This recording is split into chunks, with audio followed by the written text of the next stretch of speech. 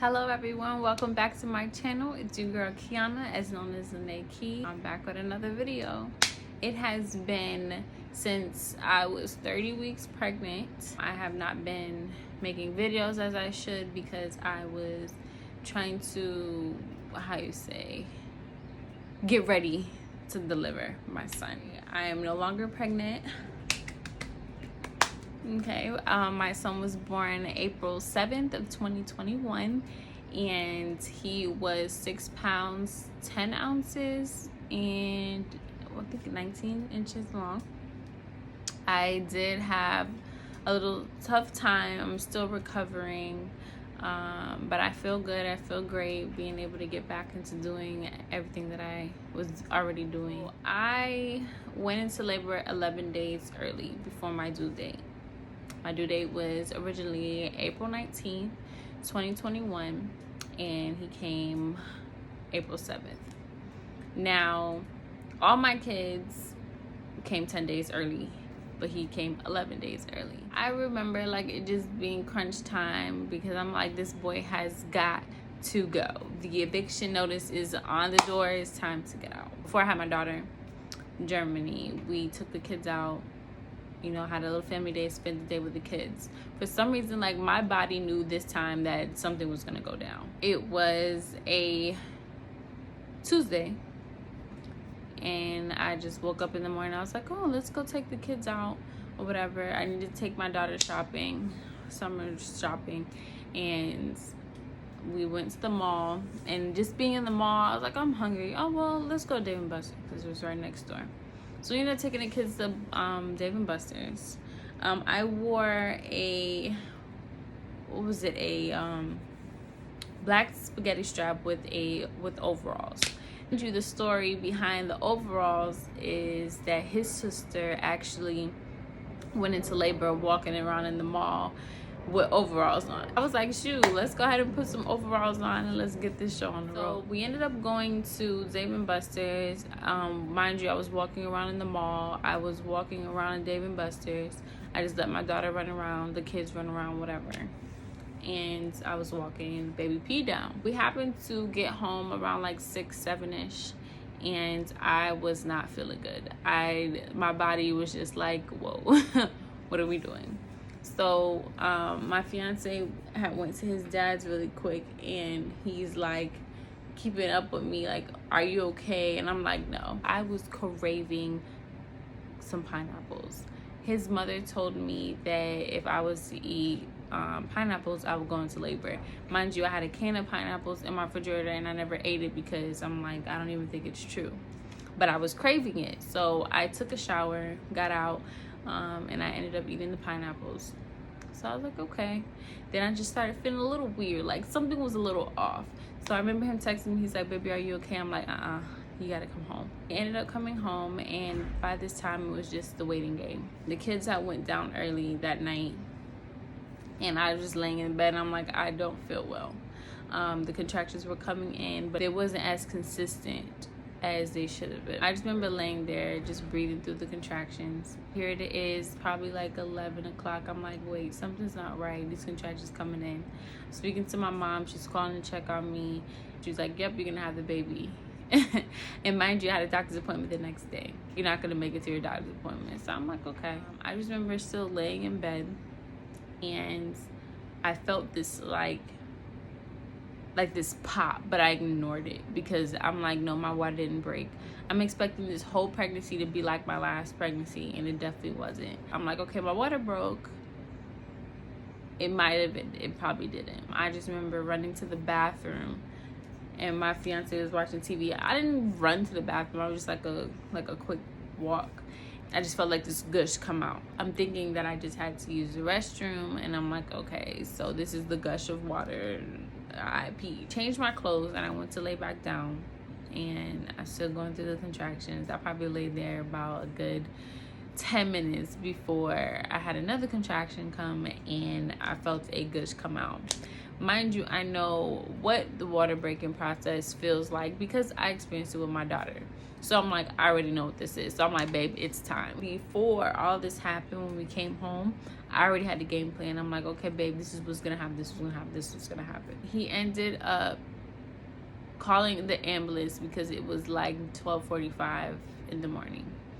And we don't have transportation. Nobody was really up at the time, but we kind of already knew what our process of me getting to the hospital was gonna be.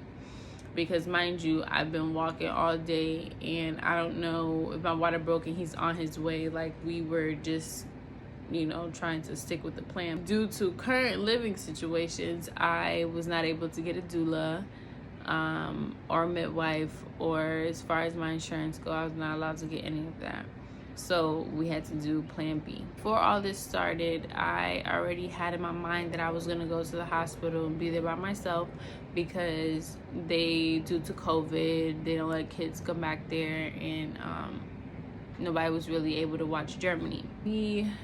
I ended up going to the hospital, and my fiance told them the wrong hospital, so now I'm going to this ghetto behind hospital, the one that I had my daughter at, but now I really see the difference. I ended up going to the wrong hospital, and I don't know, just the atmosphere was very different, because now they're asking me questions. Why are you coming to this hospital if you've been going to Novant? And I'm like, okay, it doesn't matter, my water broke, I'm about to have a baby, I've been here before, so just take care of me. Isn't that what you guys are supposed to do? But it was just a different energy. The nurses that I did have were nice. Shout out to them. I already had this mentality, that I had to go in there alone and stuff like that. So I was just praying that the nurses were somewhat good to me, and they were, for the most part. Being a black woman in a hospital is a whole nother trauma that probably can never be explained correctly for anyone to understand, but that is going to be in a later video. I went into the hospital around 2:00 a.m. I had my son at 1:18 p.m. the same day.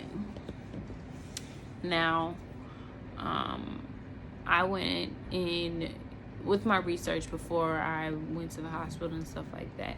So kind of knew what was going on, because even my fiance didn't want me to be by myself, just in case I'm drugged up or I'm not feeling good, and they're trying to do all this other stuff.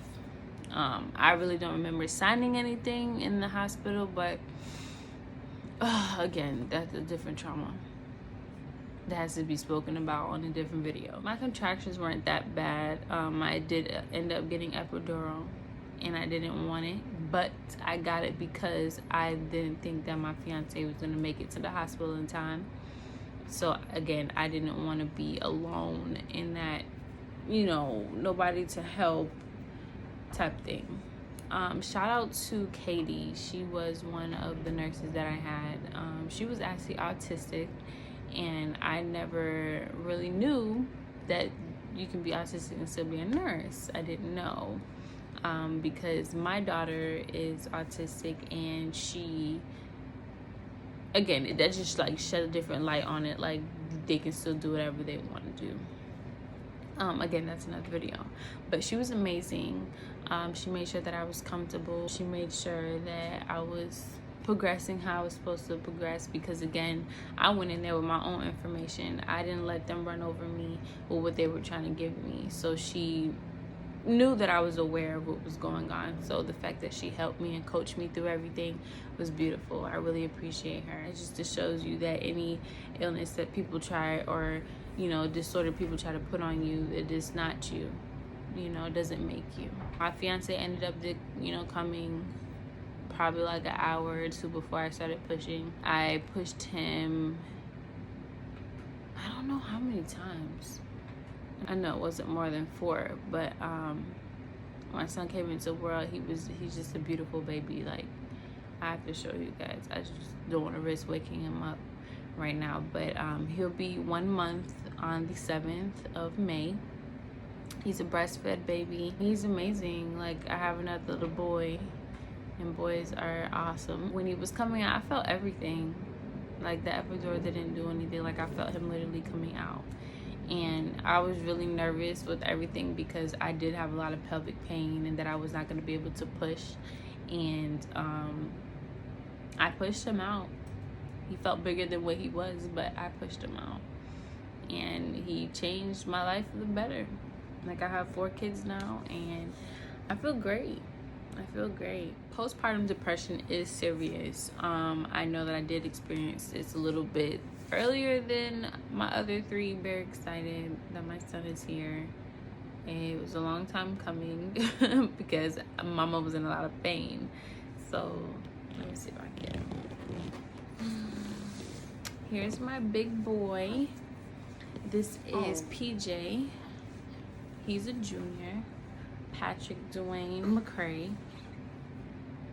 This is my baby. He looks nothing like me. Like, that's exactly why he got junior. He's a good baby. Oh. Okay, sir. Thank you. Thank you. All this hair was the acid reflux that I went through. Yeah, he's a good baby. Like, the fact that I have another little one is just mind-blowing. Mind-blowing. Hey. He loves to smile. He smiles at everything. At everything. Well, yes, I just wanted to update you guys and let you guys know that my son has entered the world. And he's an awesome baby. Look at him. Look at him. Well, I hope you guys enjoyed this video. Like and subscribe, comments, and yeah, this is my baby, guys. Thank you guys for watching.